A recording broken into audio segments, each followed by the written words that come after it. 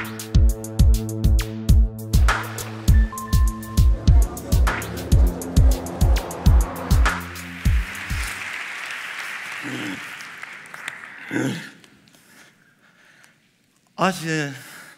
falarei de redes de cidades e de redes de cidades.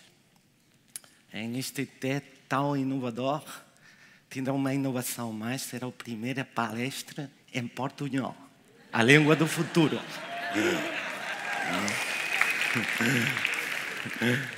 Eu quisiera contar uma história. Estamos no ano 711. A Península Ibérica é dividida entre 3 impérios, entre 3 reinos.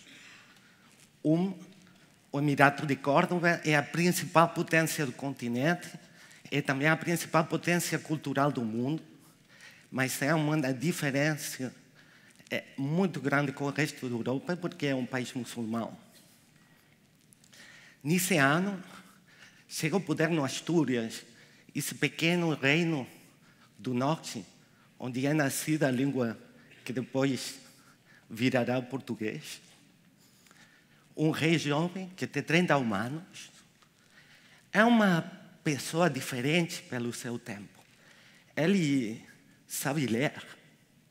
Isso é uma coisa perigosa hoje, ainda mais no século VIII.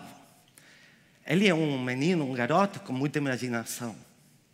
Mas a imaginação, você sabe, o amor à leitura, o amor à cultura, não é uma coisa muito valorizada em política.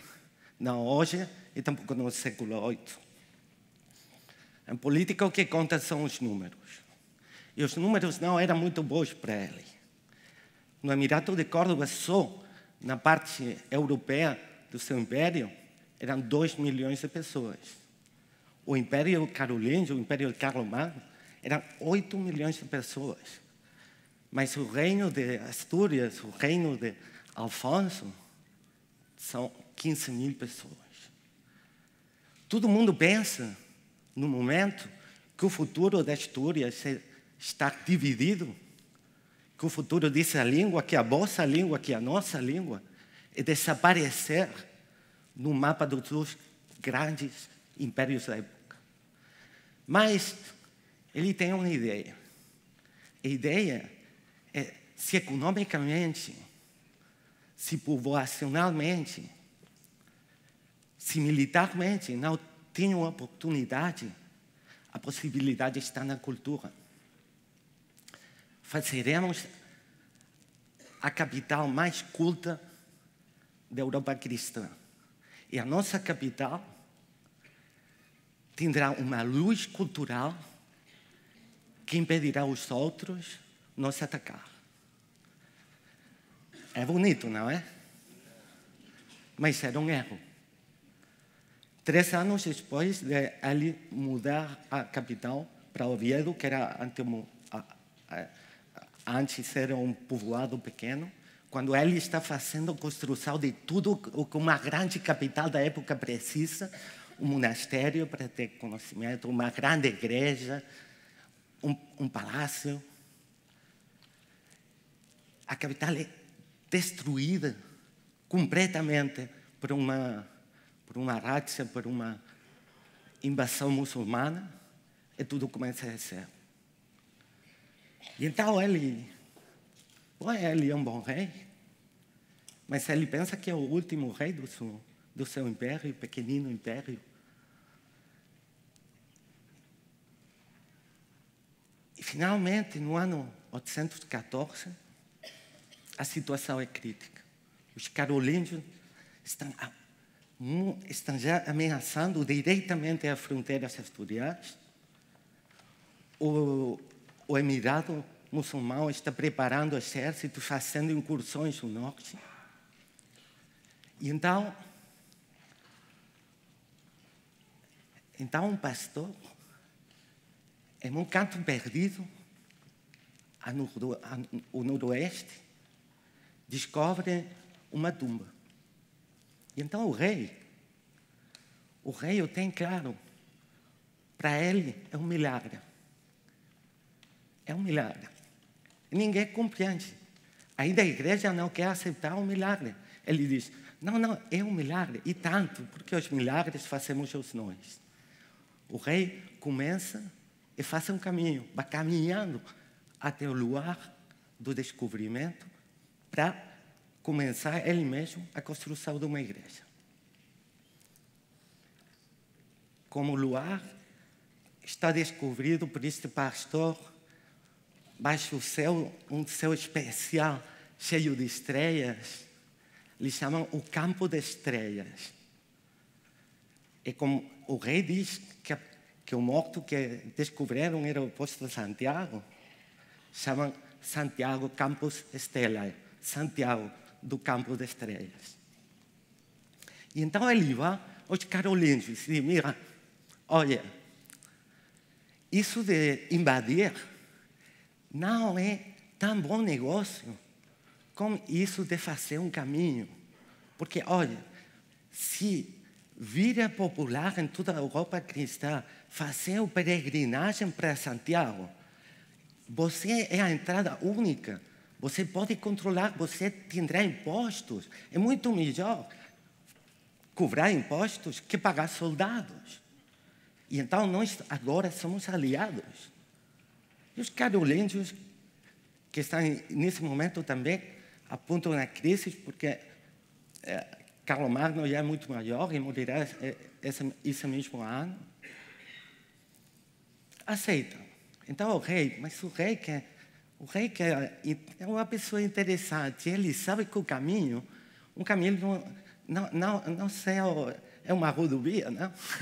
Um caminho é, sobretudo, hospedarias. Um caminho é, sobretudo, centros para encontrar. Um caminho é, sobretudo, mercados, comércios. Então, ele começa a fala com os artesãos, fala com os monges, e começa a construir, começa a doar terra a todo mundo para eles construir. E construir, e construir, e construir. Então, o que passa? Passa o verdadeiro milagre. E o milagre chama-se população flutuante. A população flutuante faz que Astúrias, por primeira vez, tinha potência demográfica, tinha inovação, tinha crescimento populacional, porque muita gente que vai fazendo peregrinagem não volta a casa, fica lá, e abre mercados. E com os mercados chegam tecnologias, chega conhecimento, e com os monges chegam os primeiros livros. Então, o que havia sido um erro, que é basear no prestígio, na cultura de uma cidade, vira em um grande triunfo. Por quê? Porque isto é uma ideia muito importante. Uma cidade sozinha não é nada. Uma rede de cidades, um caminho, vai a algum lado. Esta é a primeira grande ideia. Se falamos de cidades, o futuro não é sozinho. Hoje, em Europa, estamos numa crise, numa grande crise. É uma crise que não é só econômica. A crise econômica descobriu muitas outras crises que nós temos. E uma delas é a crise cultural, é a crise do medo. A gente diz, não podemos fazer nenhuma coisa, porque sabe, a prefeitura é quebrando. Não podemos fazer nenhuma coisa, temos que fechar as portas à migração. Sabe por quê? Porque não temos espaço para nós outros, não podemos ter espaços para outros. A gente que chega seu pau da nossa gente. E você tem que ouvir isso um dia e outro e outro. Por quê? Porque é o medo que fala. É medo aos outros e às coisas que produzem outros. As mensagens do novo nacionalismo, as mensagens anti-europeístas, as mensagens anti-imigração dizem, se você consome coisa feita no Brasil, por exemplo, você está desempregando uma pessoa na Espanha. ou você está desempregando uma pessoa em França, ou você está desempregando uma pessoa em Inglaterra. Você sabe, o medo é muito mentiroso. E temos que descobrir a verdade da história, que é a verdade na história do nosso rei Afonso. E para isso temos que construir uma nova peregrinação. Hoje a peregrinação não é a peregrinação do apóstolo. Hoje a peregrinação é a peregrinação do conhecimento. Hoje a peregrinação é a peregrinação pelas novas oportunidades. Hoje a peregrinação é a pesquisa de uma nova riqueza para as nossas cidades, para as vossas cidades, sobre uma nova população flutuante. A boa notícia é que nós já começamos. E começamos em 3 velhas cidades do caminho: Gijón, Bilbao e Bordeaux. 3 cidades muito diferentes, que falam línguas diferentes. Falamos 5 línguas em 3 cidades. Mais diversidade não é possível. E o que queremos fazer? A que queremos vocês convidar? O primeiro, hospedarias. Hospedarias, mas as hospedarias hoje são os coworkings. Isso são hospedarias. Esta é a oferta. Quando uma pessoa trabalha em um coworking da rede, tem um espaço e a possibilidade de ter a agenda, é ficar com novos clientes, é ficar com novos mercados em todos os espaços do coworking. Nós queremos gente pensar o seu trabalho na sua cidade, mas o seu trabalho na rede. O país da gente do caminho é a rede mesmo. Isso é a ideia. Em segundo lugar, nós não... Isso é uma história também muito bonita. O filho do rei Afonso, o primeiro grande edifício que construiu, vocês sabem o que era? Era uma sala de festas, Santa Maria del Naranco. É uma beleza incrível, é muito mais belo que nenhuma igreja da época. Porque se você está fazendo um caminho, você também precisa de um espaço para festejar, para celebrar, porque é isso que faz a comunidade. Então, hoje é o mesmo. Se o rei precisava de uma sala de festas e precisava de monges e precisava de conhecimento, nós precisamos de uma não universidade. Nós precisamos de desenvolver um novo conhecimento. Que conhecimento? O conhecimento do compartilhar. A nova economia colaborativa, a nova economia de compartilhar, tem que ser a ferramenta para nós construir os novos mercados. Novos mercados, novos modelos de negócios baseados na cooperação. E temos que fazer abertos estes modelos de negócio. Por quê? Porque queremos uma rede que não tenha fim. A diferença de um caminho, uma rede não tem começo, não tem fim. Então, se queremos crescer, se queremos chegar, se queremos compartilhar com você, é compartilhar com você, com os americanos, com os australianos, o conhecimento, o novo conhecimento de toda essa gente extraordinária que está fazendo uma nova economia que não está basada na esquema, que não está basada no individualismo, que não está basada na destruição, mas que está basada na criatividade, o compartilhar e a sustentabilidade da nossa relação entre nós e o mundo. E pensamos que o espaço do mercado mesmo é a cidade, porque você sabe, o principal serviço público são os vizinhos.